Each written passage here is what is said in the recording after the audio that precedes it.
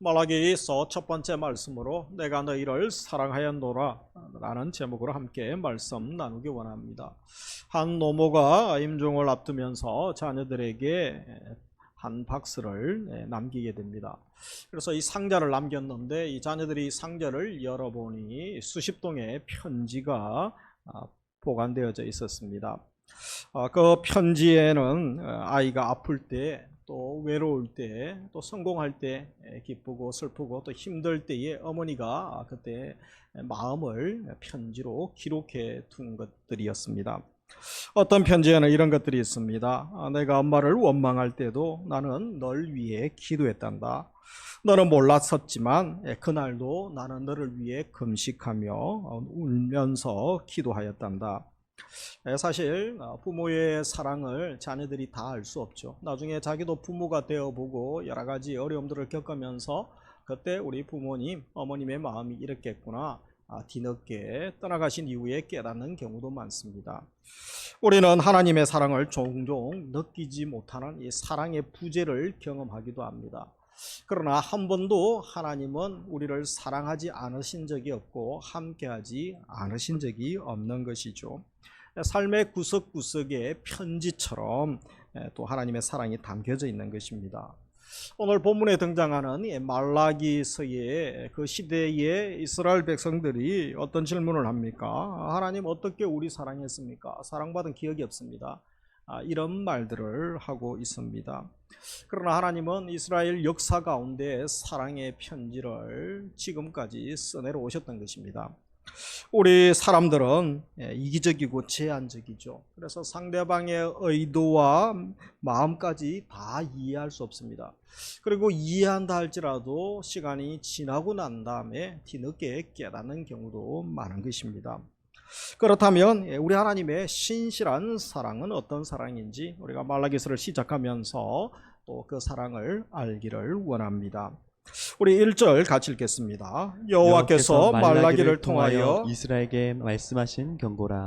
그래서 여기 보면 하나님께서 말라기를 통하여 말씀을 하셨죠. 말라기가 저자가 되죠. 이 말라기 뜻은 나의 사자, 하나님의 보내신 종사자라는 의미가 있습니다. 느헤미야가 통치했던 시대로 보게 되죠. 주전 450년에서 425년 경으로 추정하고 있습니다. 그리고 이 말라기에서가 기록되어졌던 배경은 바벨론 포로죠. 70년간의 그 포로 생활을 마치고 이들이 귀환하게 됩니다. 귀국한 백성들이 고향에 돌아와 보니 얼마나 황폐화되고 피폐한 또 그들의 고향의 모습을 봅니까? 그래서 학계 스가랴의 격려가 있죠. 이 선지자들의 격려로 성전이 재건됩니다. 그리고 예배가 회복됩니다. 또 성벽도 중수되고 예루살렘이 강화됩니다. 이쯤 되면 하나님께서 선지자들을 통하여 예언한 복들을 부어주실 줄 알았는데 그들에게 아직 예언된 메시아 왕국의 영광이 임하지 않는 거죠. 그리고 학개서 2장 7절에 예언되어졌던 그 약속의 영광도 성취되지 않는 것들을 보게 됩니다. 그뿐 아니라 오히려 그들 삶의 현장에 흉년이 들게 되죠. 그래서 사람들이 실망하고 또 의심하기 시작했던 것입니다. 종교에 냉담하게 되고 점점 종교적으로 또 도덕적으로 해이에 빠지게 됩니다. 고난과 압제 등의 암담한 상황이 계속될 때 이 사람들이 보통 죄인들이 어떤 행동을 취하게 됩니까? 하나님에 대하여 따지기 시작하죠. 그래서 하나님 약속의 해이를 느끼고 또 탐욕적인 삶을 살면서 불신앙적인 삶으로 점점 빠져들면서 변질되고 더 타락해가는 이스라엘 공동체의 모습을 보게 됩니다. 그래서 하나님께서 많은 선지자를 보내셨지만 이제 구약의 마지막 선지자를 보내면서 현실을 보게 하시죠. 그리고 다시 회개의 말씀을 돌이키면서 돌이키지 아니하면 심판에 대한 주의 큰 날에 대한 또 예고를 하고 있는 것을 보게 됩니다. 우리가 읽었던 1절에 이스라엘에게 말씀하신 경고라. 그래서 1절을 시작하면서 경고장을 발송하죠. 경고장. 여러분 법원이나 경찰서에서 뭐 경고장, 그죠? 그런 거 또 집에 빨간 딱지 붙여본 적이 있으십니까? 뭐 공문서가 날라와도 가슴이 철렁 내려앉는 분들이 있지 않습니까? 여기에 경고라는 히브리어 단어는 무거운 짐, 신탁 이런 의미가 있는 것입니다. 재난이나 환란을 통해서 바로 책망하시는 하나님의 말씀이죠. 하나님의 경고의 말씀인 것입니다. 그래서 그 뜻이 무거운 짐인데 사실 이스라엘 백성들이 하나님께 예배드리는 것조차도 이미 신앙이 변질되어져서 너무 번거롭다. 그리고 예배드리는 이 종교 생활도 너무 이제 무거운 짐이 되었다. 이런 말들을 하기 시작했습니다. 그래서 하나님이 경고라는 의미를 통하여 뭡니까? 진정 너희들이 무거운 짐이 무엇인지 맛을 볼 수도 있다는 거죠. 그래서 하나님의 심판이죠. 심판에 대한 예고를 또 하고 있는 것을 보게 됩니다. 그러면 하나님은 이스라엘 백성들에게 어떤 경고를 하십니까? 1절에 시작하면서 경고죠. 이것은 21세기를 살아가고 있는 우리에게도 동일한 경고의 말씀으로 받아야 됩니다. 그래서 이 경고장을 발송할 때, 경고의 말을 할 때에 그 의미가 무엇이고 또 어떤 취지에서 경고장을 발송하겠습니까? 먼저 경고는 이스라엘 백성의 참 현실을 있는 그대로 보여주고 있는 것입니다. 그냥 여러분 뭐 축하 또 편지를 보내거나 아니면 좋은 소식을 알릴 수도 있죠. 경고장은 함부로 발송하지 않습니다. 상황이 아주 심각해졌다라는 것이죠. 더 이상 기다릴 수 없을 때 기다리다가 경고하게 됩니다.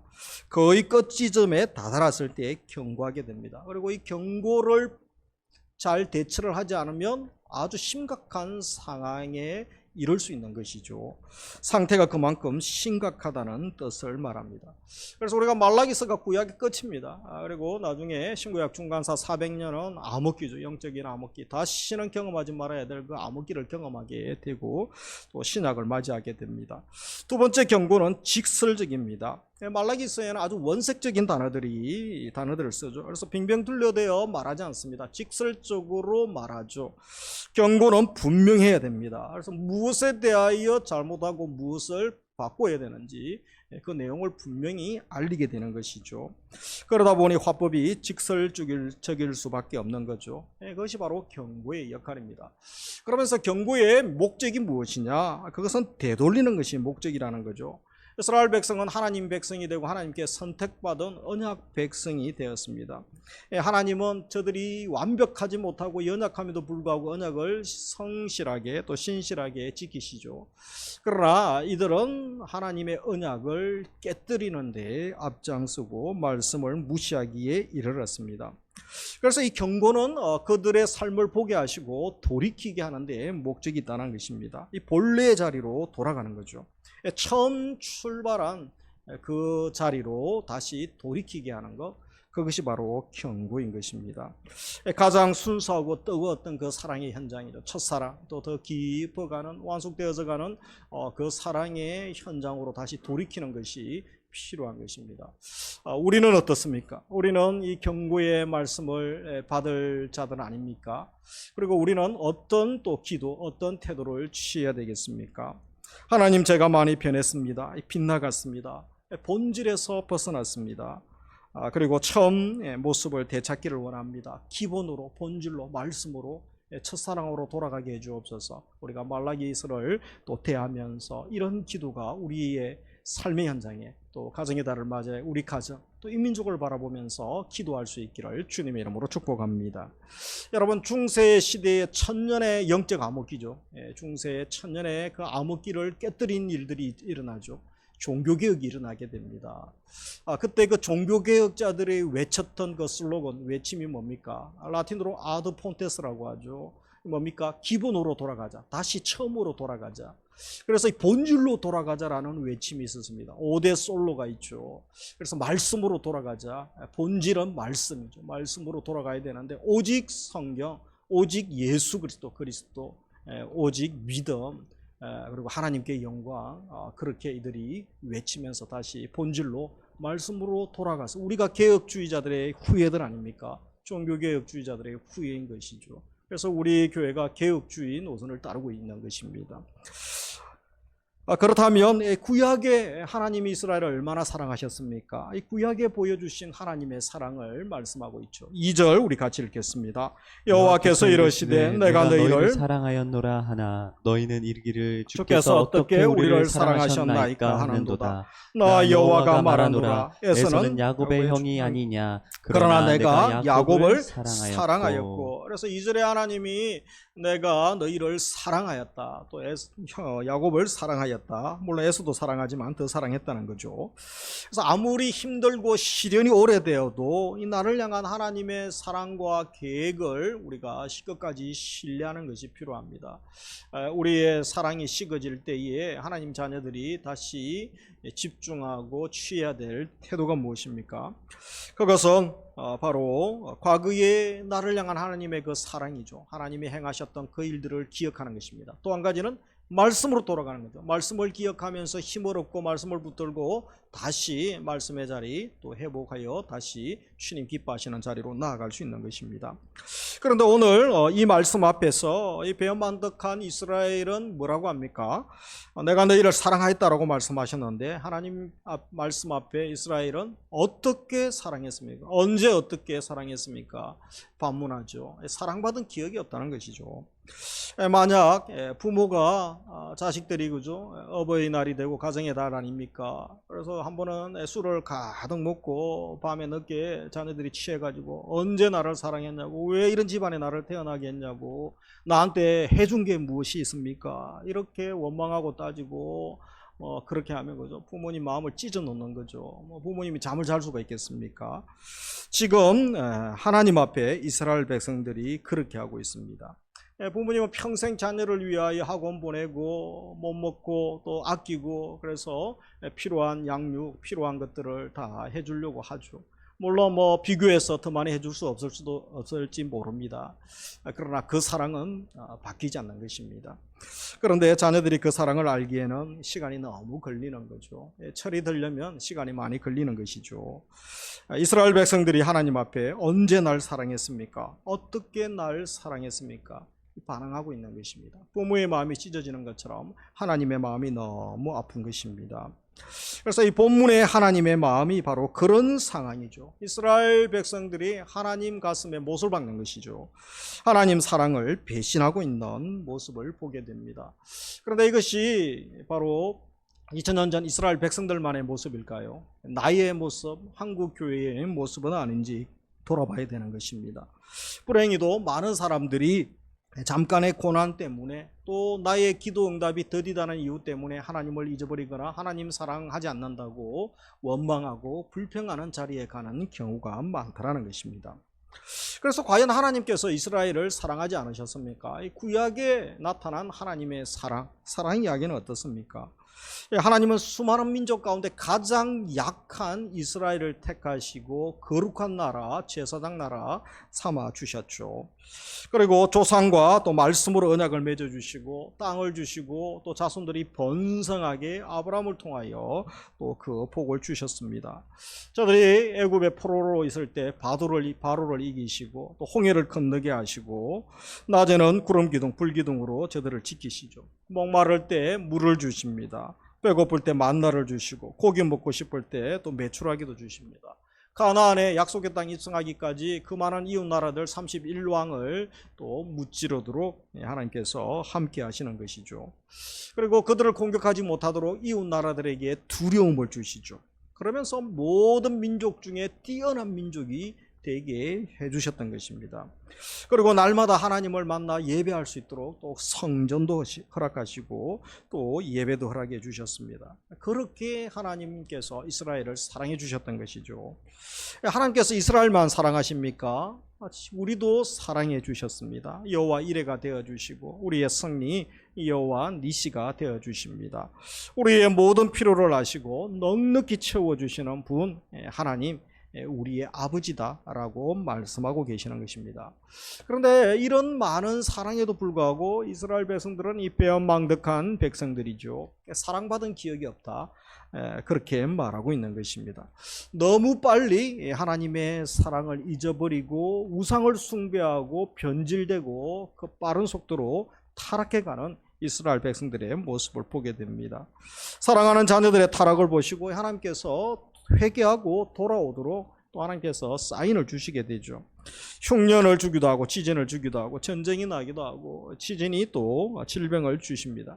그러나 전혀 이들이 깨닫지 못합니다. 그래서 선지자를 보내죠. 많은 선지자들을 보내지만 죽이거나 저들을 박해하게 됩니다. 예레미야, 이사야, 그들의 메시지가 무엇입니까? 돌아오라는 거죠. 하나님께로 돌아오라.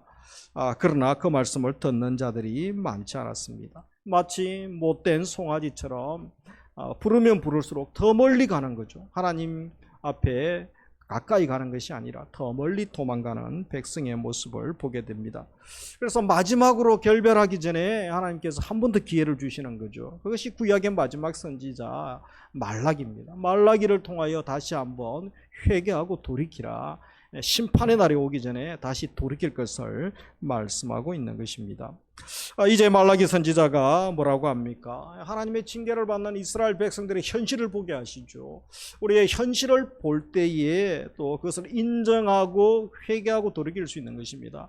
이들이 사장을 통하여 지었던 끔찍한 죄들 34가지를 지적하고 있는 것이죠. 그래서 고발하는 34가지가 무엇입니까? 하나님을 공경하지 않고 또 하나님께 불손하고 하나님의 이름을 멸시하고 하나님을 속이고 하나님의 성결을 욕되게 하고 가정에 충실하지 못하고 하나님 것을 도둑질하고 마지막에는 또 하나님을 시험하는, 이 구체적으로 앞으로 살피겠습니다만 이런 많은 죄들을 이들이 지었던 것입니다. 먼저 지도자들의 죄에 대하여 다음 본문부터 언급하고 있죠. 그러면서 또 백성의 죄를 언급하면서 심판에 대한 예고를 하고 있는 것을 보게 되어집니다. 우리가 이 말라기서를 계속 또 대하면서 말씀을 보면서 우리의 삶의 현장에 적용하면서 하나님의 음성을 들어야 될 줄 압니다. 이제 하나님의 사랑을 우리도 회복하기를 간절히 소망하시고 기도의 자리로 나아가는 가정의 달 될 수 있기를 주의 이름으로 축복합니다. 우리 신앙이 왜 병듭니까? 왜 내 신앙이 힘이 없고 확신 없는 가운데 살아갑니까? 그것은 하나님의 사랑을 잊어버린 거죠. 하나님의 약속을 잊어버릴 때 우리의 모든 신앙이 형식화되고 껍데기만 남는 신앙으로 전락하게 되는 것입니다. 우리는 말라기를 통하여 반역한 이스라엘의 모습이 결국은 나쁜 이스라엘 백성들 그것이 아닙니다. 우리의 모습이고 나의 모습임을 발견해야 된다는 것입니다. 하나님 어떻게 우리를 사랑했습니까? 언제 사랑했습니까? 내가 언제 하나님 무시했습니까? 하나님을 멸시했습니까? 하나님 것을 도둑질했습니까? 그렇게 원망하고 따지고 또 하나님을 의심하고 하나님을 무시하는 삶, 그 말과 행동들, 그것이 결국은 나의 말과 행동 아닙니까? 34가지의 죄에 대한 고발, 그것이 결국은 나의 삶의 현장에도 동일한 고발이 일어나고 있다는 것을 우리가 고백할 때 진실하게 주님 앞에 나아갈 수 있는 것이죠. 그래서 이스라엘 백성들의 이런 연약함과 또 부도덕함, 완악한 모습에도 불구하고 변함없이 하나님은 다가오십니다. 변함없이 말씀하시죠. 배역한 자식들에게 내가 너희를 사랑하였다. 내게로 돌아오라. 라고 말씀하고 계시는 것입니다. 수많은 선지자들이 하나님께 돌아오라고 외치죠. 그러나 그 말씀에 귀 기울이는 사람이 우리가 선지서를 보면 별로 없습니다. 돌아오는 사람이 별로 없습니다. 예레미야 때도 아무도 듣지 않죠. 예레미야가 말해도 그죠. 또 대사는 바룩만 기록하고 있는 것이죠. 그래서 말라기 선지자 이후에 400년간의 신구약 중간사 어둠의 시간이 계속되어집니다. 사실 하나님이 침묵하시죠. 더 이상 선지자를 보내지 않습니다. 하나님의 음성을 들려주시지 않습니다. 그것이 여러분 축복이 아니고 저주인 것이죠. 얼마나 역사적으로 이스라엘 역사의 가장 비참한 시간 중에 하나가 신구약 중간사 400년 되죠. 그래서 국방에서 내려오면서 이스라엘을 짓밟습니다. 남방에서 또 올라가면서 이스라엘을 짓밟습니다. 얼마나 전쟁의 끔찍한 시간, 고통의 수간, 눈물의 시간, 지옥의 밑바닥을 걷는 것 같은 그런 끔찍한 시간들을 이들이 보낸지 모릅니다. 열강들에 의해 비참한 생활을 하게 된 것이죠. 하나님의 진노가 그들에게 임하였던 것입니다. 많은 사람들이 전쟁의 고통 가운데 죽어가면서 저들이 그때 다시 부르짖게 됩니다. 메시아 대망사상이죠. 메시아께서 오셔서 우리를 구원하시고 다시 은혜를 달라고. 그래서 우리가 찬송가 104장 성탄절 때 항상 부르는 게 무엇입니까? 104장 고도소서 임마누엘, 임마누엘 임하여 달라고. 메시아에 대한 강한 사모하는 마음들이 이들에게 생겼던 것입니다. 하나님은 그들의 부르짖음에도 400년간 침묵하시게 되죠. 그러면서 400년 지난 이후에 하나님이 심판을 결단하신 것이 아니죠. 하나님이 드디어 결단하시게 됩니다. 그것은 지옥이 선포된, 심판이 선포된 그들을 지옥불에 집어넣는 것이 아니라 하나님은 어떤 계획을 하셨습니까? 하나님이 십자가에서 죽기로 결단하신 것이죠. 이스라엘만 살리는 것이 아니라 모든 사람을, 인류를 살리기로 결단하시면서 내가 죽어야 되는구나, 내가 십자가에서 피투성이가 되어야 되는구나, 그것을 결단하시면서 예수님이 이 세상에 오셨던 것입니다.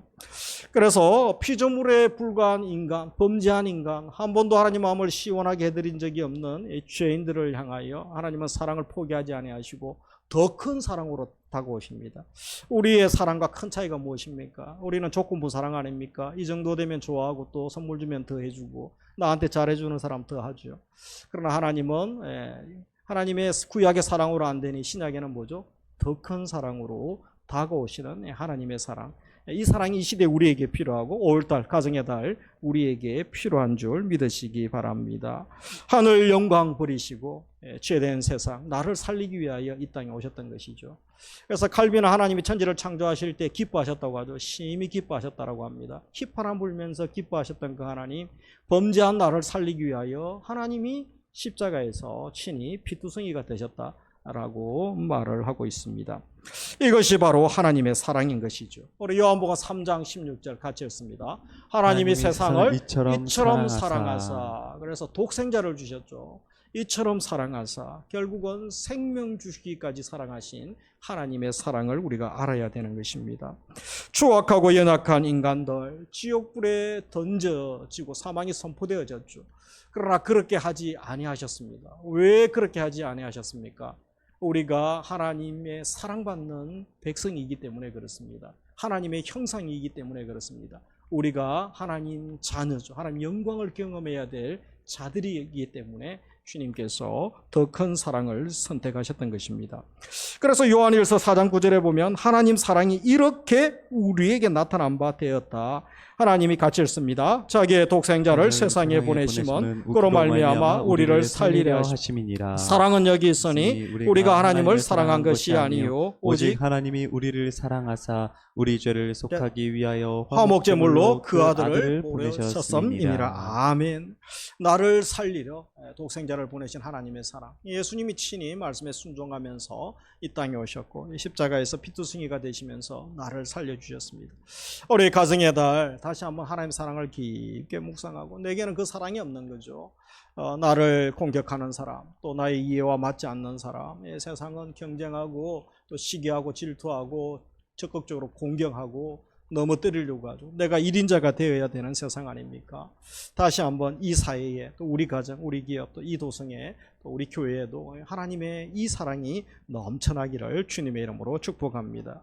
그래서 우리가 하나님의 사랑이 어떠한 사랑인지 깊게 묵상하는 한 달이 되기 원합니다. 오래된 고전이죠. 에리 프롬이 적었던 사랑의 기술 책에 보면 이 사랑에 대하여 노래하고 있죠. 사랑은 관심받는 것이고 책임지는 것이고 이해하는 것이고 또 나를 드리는 것이다. 그래서 하나님의 사랑을 한번 깊게 묵상해 보았습니다. 우리 하나님의 사랑이 어떤 사랑입니까? 하나님의 사랑은 관심 갖는 것이죠. 이 세상의 수많은 피조물 중에서 하나님은 오직 인간에만 관심을 가지십니다. 지금 올해의 지구상의 인구가 82억입니다. 그 중에 유독 나에게 관심을 가지시고 나에게 주목하고 계신 것이죠. 하나님 사랑은 이해하는 것이라고 합니다. 하늘나라에서만 인간을 이해하려고 하지 아니하시고 친히 인간의 자리로 오셨죠. 하늘 영광 버리시고 이 땅에 오시고 인간과 같이 되시고, 그래서 누구보다 우리의 상황을 잘 아시고 다 체울하셨습니다. 다 경험하셨습니다. 우리의 중보자가 되시고 대언자가 되시는 것입니다. 하나님 사랑은 책임지는 것이죠. 말로만 우리를 사랑한다 하지 아니하시고 책임지는 사랑, 결국은 목숨까지 주시면서 하나님 사랑을 확증해 주셨습니다. 그리고 하나님 사랑은 희생하는 것입니다. 우리의 죄 때문에 독생자 예수를 하나님께서는 십자가에 희생시키셨습니다. 그리고 하나님 사랑은 주는 것이죠. 하나님께서 예수님의 독생자의 생명을 십자가에서 주셨습니다. 그리고 우리가 이 땅에 능력 있는 삶, 또 담대한 믿음의 복음의 증인으로 살도록 성령을 보내주셨죠. 성령께서 모든 것을 은사로 주시는 줄 믿습니다. 하나님의 보물이로 예수님도 주시고 성령님도 보내주셨는데 무엇을 주시지 않겠습니까? 하나님 마음이 합한 자, 사랑하는 자녀, 하나님이 하려면 지혜도 주시고 능력도 주시고 생명도 주시고 필요한 은사도 부어주시는 줄 믿으시기 바랍니다. 우리 로마서 8장 32절 같이 읽습니다. 자기 아들을 아끼지 아니하시고 우리 모든 사람을 위하여 내어주시니가 어찌 그 아들과 함께 모든 것을 우리에게 은사로 주시지 아니하시겠느냐. 아멘. 이 하나님의 사랑을 경험하며 또 그 사랑을 노래할 수 있기를 원합니다. 말씀을 맺습니다. 오늘도 나를 향한 하나님의 사랑이 어떠했는지 우리 과거의 하나님의 사랑을 되새겨 보기 원합니다. 그리고 약속의 말씀들을 또 깊게 묵상하는 한 주, 한 달이 되기를 원합니다. 그리고 나의 사랑은 어디까지 왔는지 돌아보면서 회개할 것은 회개하고 결단하고 다시 한번 돌이키는 은혜도 주시기 원합니다. 또한 주님 향한 첫사랑이 회복되기 원합니다. 내게는 그 사랑이 없음을 고백합니다. 우리가 가정의 달, 가족 생각하고 집안 생각하며 마음이 답답하고 힘든 분들이 있죠. 또 홀로 되신 분들도 많습니다. 사랑하는 이들과 또 멀리 떨어지거나 여러 가지 이유 때문에 함께하지 못하는 분들도 있습니다. 우리가 누군가를 품고 사랑할 능력이 내게는 없는 거죠. 그래서 다시 한번 하나님의 사랑을 묵상하면서 아버지의 사랑을 부어 주옵소서, 예수 그리스도의 십자가의 은혜를 부어 주옵소서. 사랑을 받고 사랑을 경험해 본 자들만이 또 누군가를 사랑하고 품을 수 있습니다. 그 사랑이 우리 성도님들에게, 우리 자녀들에게, 우리 가정에, 또 우리 교회에 부어지고 한국교회에 부어지기를 주님의 이름으로 축복합니다.